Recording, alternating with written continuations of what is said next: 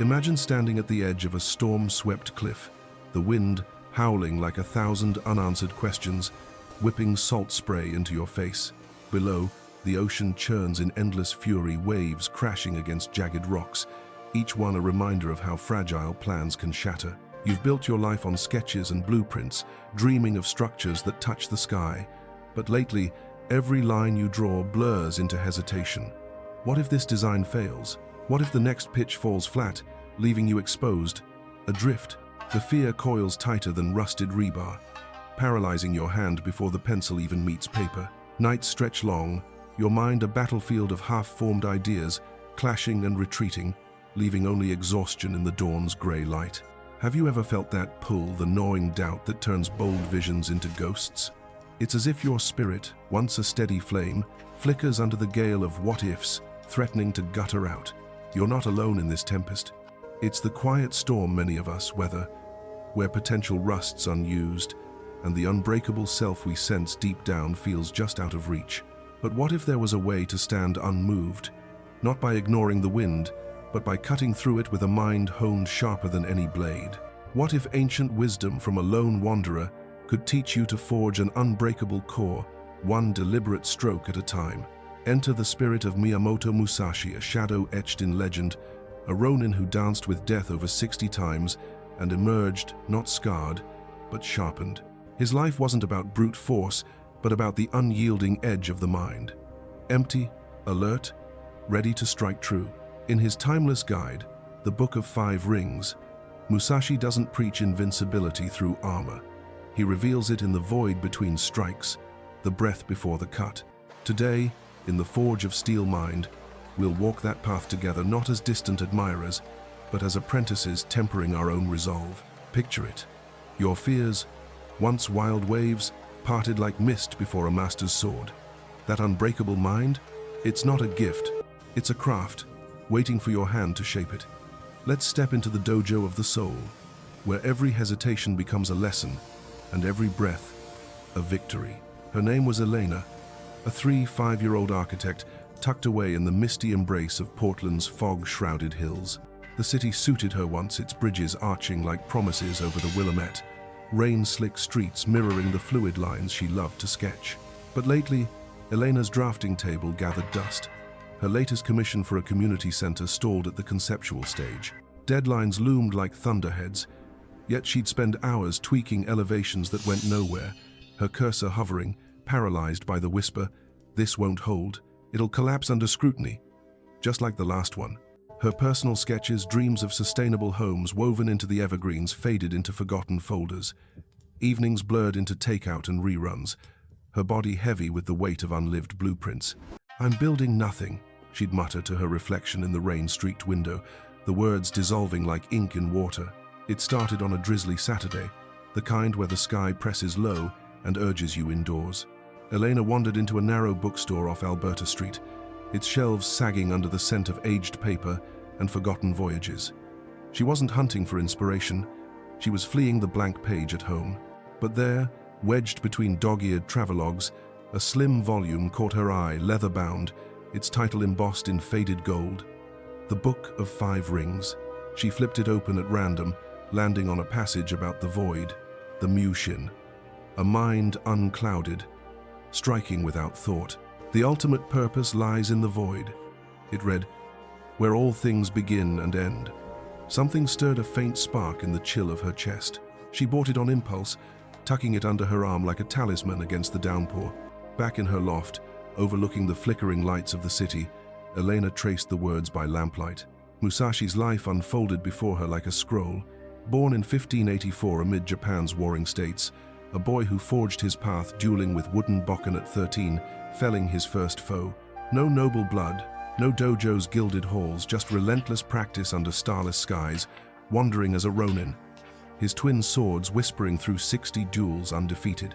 He didn't seek glory. He sought the edge, the way of strategy that turned chaos into clarity. Elena closed the book, her pulse quickening. Strategy for a sword fight? What does that have to do with blueprints? Skepticism curled like smoke, but she couldn't shake the image. Musashi, alone on a beach at dawn, etching forms in the sand, each swing a meditation on impermanence. The next morning, she tried it clumsy, half-hearted. Standing in her cramped kitchen, she gripped a wooden spoon like a katana, mimicking the book's simplest form, the strike from the void. Swing, reset, breathe into emptiness. It felt ridiculous, her arms aching after 3 reps, laughter bubbling up to mask the frustration. This is for warriors, not women dodging client calls. But as the week wore on, a sliver of curiosity took root. She read deeper. Musashi's 5 rings: earth for foundation, water for adaptability, fire for spirit, wind for seeing through illusions, void for the infinite. Each chapter a forge for the mind, tempering fear into focus. Elena's first tiny win came unexpectedly, mid-project meltdown. Her lead engineer had shredded her initial renders. Too ambitious, Elena. It'll buckle in a quake. The old doubt surged, hot and familiar, urging her to scrap it all. But she paused, channeling Musashi's breath. Inhale the criticism, exhale the attachment. In that suspended moment, she saw it not as failure, but as wind to study, illusions to cut away. She revised not in panic, but with deliberate strokes, adapting the design like water flowing around stone. The engineer called back, This works. Bold but solid, a micro-victory, warm as sunlight piercing fog, and in that glow, Elena sensed her steel mind stirring fold by resilient fold, the blade of her will beginning to gleam, yet resistance mounted, fierce as a nor'easter. 2 weeks in, a personal blow landed.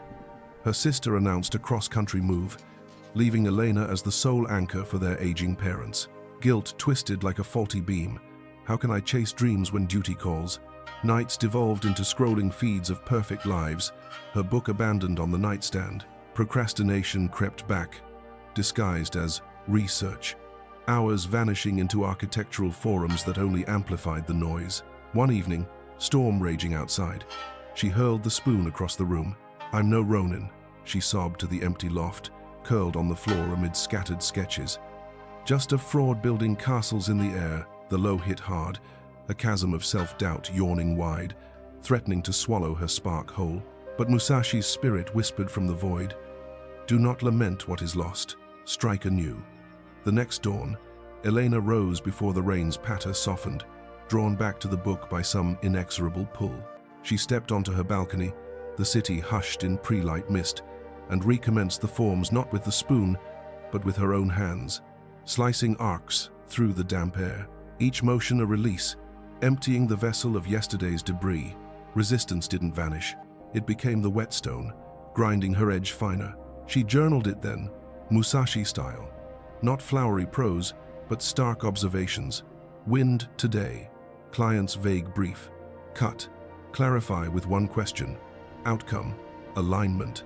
Breakthrough bloomed in fragments, like cherry blossoms defying winter. A month in, Elena pitched a solo concept to a local firm, an eco-haven bridging urban sprawl and wild woods. Inspired by Musashi's harmony of form and flow, her voice, once tremulous, cut clean. This isn't just shelter, it's strategy against isolation. They nodded, intrigued. Emboldened, she tackled the family rift not with pleas, but presence. A quiet drive to her parents' suburb, listening without blueprinting solutions, offering her time as an open hand. I'm here, not to fix, but to stand, she said. And in their grateful silence, bonds reforged, stronger for the yield. By spring's hesitant thaw, transformation rooted deep. Elena's drafting table hummed anew, projects flowing not in frenzy, but rhythm. Earth-steady foundations, water-flexible iterations, fire-fueled revisions. She dueled her doubts daily, emerging sharper, her loft no longer a cage but a dojo. One twilight, sketching by candlelight, she paused to trace the scar on her palm from a careless blade years back. It wasn't a flaw, it was proof the mark of a life swung true. In that instant, her unbreakable mind took full shape. One cut through the void, an eternal edge against the storm. Woven into Elena's arc was the profound undercurrent of Musashi's teachings, a philosophy born not in ivory towers, but on bloodied fields and solitary mountains. Picture him in 1645, nearing death in a Reigundo cave, ink-stained brush etching his final wisdom, strategy as the art of living, where the warrior's way mirrors the artist's stroke, precise, unattached, ever adapting. Echoing the Tao's effortless flow, Musashi urged emptiness, not as nihilism, but liberation. Perceive that which cannot be seen with the eye. It's the no-mind of Zen, the Stoics' dichotomy of control, Epictetus might nod, reminding us we own only our judgments, not the arrows that fly. Musashi, undefeated not by luck but by this inner forge, turned life's duels into doka, the path of aloneness, where isolation breeds not despair, but diamond clarity. Science echoes this ancient forge with modern fire. Neuroplasticity, that brain's quiet alchemy, shows how deliberate voids moments of mu-shin rewire neural highways. A study from the University of Wisconsin found that mindfulness practices, akin to Musashi's breath resets, thicken the prefrontal cortex, the seat of focused resolve, slashing anxiety by 22% in just 8 weeks. Flow states, those timeless immersions Csikszentmihalyi mapped, surge when we cut distractions, much like a swordsman's single-point endorphins flood. Time dilates, forging resilience against decision fatigue. Harvard's longitudinal data on grit underscores it. Those who cultivate strategic pauses, folding resistance into fuel, outlast the hasty by decades in career longevity and life satisfaction. It's no mysticism, it's biology bending to will. Bamboo in the gale, not snapping, but swaying. Roots delving deeper toward unshakable light. These truths didn't hover abstract for Elena. They grounded her steps, ritualized into daily doka that turned philosophy into muscle memory. Mid-struggle, as resistance peaked, she embedded the first. Dawn's edge ritual rise with the city's first hum, before coffee's siren call, and stand barefoot on cool tile. Grip an imaginary hilt, eyes soft-focused on a single point. Your breaths rise and fall. Swing once, slow as carving fate from fog, inhale void, exhale intent. Why? Musashi knew the morning mind is raw steel, unmarred by day's dents. Science backs it, cortisol dipping 15% post-movement, priming dopamine for day's duels. Elena adapted it for her craft, one swing per project hurdle, whispering, "Cut the illusion," before touching pencil to page. Setbacks? Non-zero. Even a fumbled form counts as forge time, hammering weakness pliable. Layered next came the wind scan, a midday reconnaissance born from Musashi's ring of wind, dissecting foes' styles to expose their voids. Elena carved 90 seconds at lunch, away from screens, to map her opponents. Jot 3 illusions clouding her focus: fear of critique, lure of perfection, echo of past flops, then counter each with a single, unyielding question. What serves the strike? Tao whispers here, urging flow over force. MRI scans reveal such reflective pauses, activate the brain's default mode network, birthing creative leaps 30% faster. For her, it meant scanning a stalled elevation. Does this line adapt or resist? The why. It transforms chaos into chessboard, non-zero days stacking like tempered folds. If doubt storms back, she amends the scan. No judgment, just recalibration, the Ronin's wandering grace. Deeper into her arc, the firefold ignited, channeling Musashi's fiery spirit for sustained blaze. Evenings, post-dusk, she'd select one skill, say, freehand perspective, and fold it into form. 10 deliberate reps, no rush, each building on the last. Breath sinking to the blade's arc. Fold the weakness in, she'd murmur, echoing the smith's art, where heat and hammer birth katana's curve. Philosophy meets physiology. Deliberate practice. Erickson's 10,000-hour myth refined. Myelinates neural sheaths for effortless mastery. Error rates plummeting 40%. Elena tied it to family voids, folding patience into calls home. 10 listens without interrupting. Scalable for storms. Halve to 5 folds on weary nights, celebrating the spark over the blaze. This ritual? It taught her the non-zero heart. Progress isn't perfection. It's the persistent hammer, shaping steel from sparks. As breakthroughs crested, void vigil anchored the night, Musashi's ultimate ring woven into repose. Before bed, under the loft's slanted beams, Elena dimmed lights and sat Caesar-style on a cushion, hands open on knees. 5 minutes. Observe thoughts as passing clouds. No grasp, No chase returned to the void's quiet hum. In emptiness, all rings unite, the book intoned, mirroring Lao Tzu's uncarved block, source of all forms. Sleep studies from Stanford affirm it. Such wind-downs boost REM recovery by 25%, fortifying against tomorrow's tempests. For Elena, it scanned deeper. Vigil over regrets, letting waves of should-have dissolve. Adapt for life. Pair with a bedside sketchpad for stray strikes, non-zero even in whispers.